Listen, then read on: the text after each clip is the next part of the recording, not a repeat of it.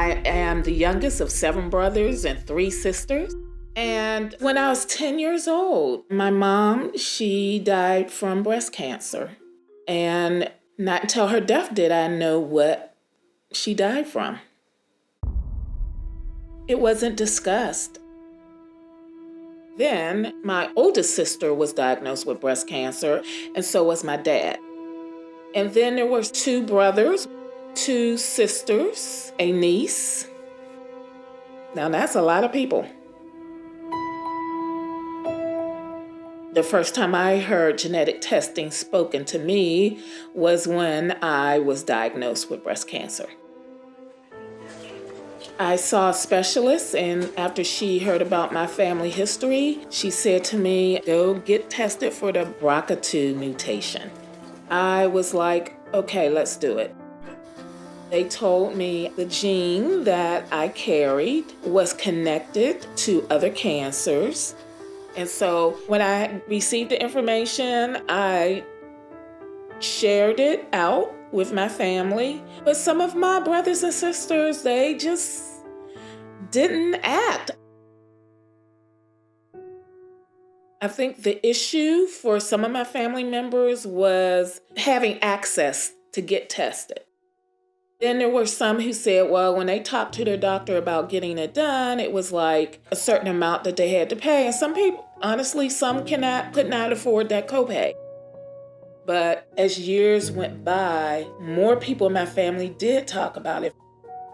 Now, when we're together as a family, I always bring up the conversations. And the younger ones are now more receptive to doing it. They want to know. And they're talking about it, but they got to do it. They have to take action.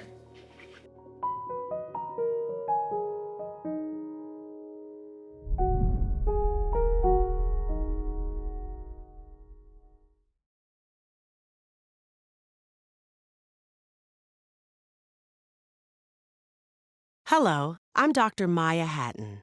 If you're under the age of 45, breast cancer might be a distant thought. It's something that happens to other people, older people. But, well, let's talk statistics. In the United States, 1 in 8 women will get breast cancer. Of those, 1 in 10 will be under the age of 45. I was one of them. I was 28 years old, just starting my residency, when I discovered a lump in my breast. The weeks that followed were scary, confusing, overwhelming. And of all the questions and thoughts running through my head, none were more persistent than, I'm too young for this to be happening. After my treatment, I decided to devote my career toward raising awareness about breast cancer under the age of 45, also known as early onset breast cancer. So first off, what makes early onset breast cancer different from other cancers? A few things set it apart. It's often hereditary, meaning it runs in your family. It's usually found at a later stage. It's generally more aggressive and more difficult to treat, and it's usually coupled with unique issues like, well, when I was going through my treatment, I joined a support group, and during our sessions, we talk about a lot of things, from body image to fertility issues to financial concerns and feelings of isolation. Now let's talk about risk. Everyone with breasts is at risk for developing breast cancer. But some things can increase your chance of developing early onset breast cancer. We call these things risk factors. And it's important to know what these risk factors are because it can allow you and your doctor to develop a plan that can help you prevent breast cancer or catch it early when it's easier to treat. So, what are these risk factors? Family history, meaning if anyone in your family, parents, siblings, children, or other relatives on either your mother or your father's side was diagnosed with early onset breast or ovarian cancer. Some people think only your maternal line counts, but actually any family history of breast cancer is important, especially if more than one relative was diagnosed or if a male relative had breast cancer. A genetic mutation is a change to certain genes which can be inherited. Having a genetic mutation like in the BRCA or BRCA gene increases your risk of developing hereditary breast and ovarian cancer, or HBOC. This means that the cancer is passed from generation to generation in a family.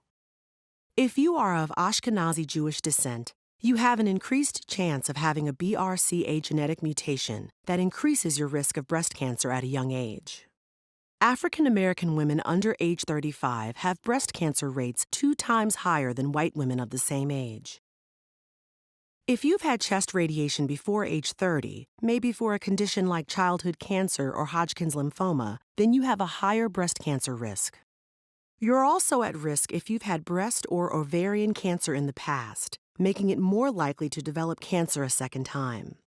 Additionally, some non-cancerous breast diseases such as atypical hyperplasia or lobular carcinoma in situ are associated with a higher risk of getting breast cancer. Now, keep in mind that a risk is just that, a risk. It's a possibility. Falling into one of these categories does not guarantee what will happen. What's important is knowing your situation and being aware of the steps you can take to manage your risk. If any of these risk factors apply to you, talk to your doctor so you can discuss your concerns and any next steps that need to be taken. For some tips on how to start that conversation, watch our video on talking to your doctor. And whether your risk is average or high, learn the ways you can help reduce your breast cancer risk and discover it early in our risk reduction and warning signs video.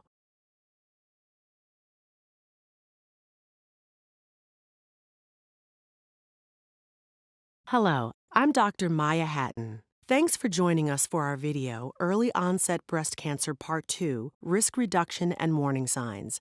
If you haven't seen Part 1, Introduction and Risk Factors, I suggest watching that first. Whether your risk for early onset breast cancer is high or average, there are things you can do to manage your risk, even at a young age. If you think you are at high risk for getting breast cancer early, talk to your doctor about it. Watch the video on risk factors to learn more. You are in the best position to know when something changes in your body or if something doesn't feel right. Know how your breasts look and feel at different times in your cycle. And if you notice any unusual changes, talk to your doctor. For instance, if you feel a new lump in your breast or armpit, something that feels like it wasn't there before. If your breast thickens or swells. If the skin of your breast is feeling irritated or if it's dimpling. If the skin on your breast or nipple area becomes red or flaky. If your nipple inverts, that's when your nipples go down into the skin instead of sticking out. Or if you experience any pain in the nipple area. If your nipple discharges liquid other than breast milk, including blood. If your breast changes in size or shape. If you experience any pain in any area of your breast. Remember, always talk to your doctor right away if you notice any of these warning signs or symptoms. But what else can you do to reduce your risk? This gets a bit trickier because aside from family history and genetics, little is known about what causes breast cancer under the age of 45. However, we do know some steps you can take to help reduce the risk of getting breast cancer. Studies show that the risk for breast cancer increases with the amount of alcohol you drink. Drinking less alcohol, either by cutting it out entirely or limiting yourself to no more than 1 alcoholic drink per day, can help reduce your risk. Breastfeeding any children you have can help lower your risk. Being overweight or having obesity increases your risk for breast and ovarian cancer. I know you hear this a lot, but taking care of yourself by maintaining a healthy weight, being physically active, and eating a healthy diet can go a long way toward reducing your risk. Lack of nighttime sleep is a risk factor for breast cancer. Make getting 7 or more hours of sleep a night a health priority. These may be things you hear all the time, and I know it can be a lot to think about. But being aware, taking these steps, and talking to your doctor can reduce your risk for developing breast cancer. For more information, see our resources section in the description below.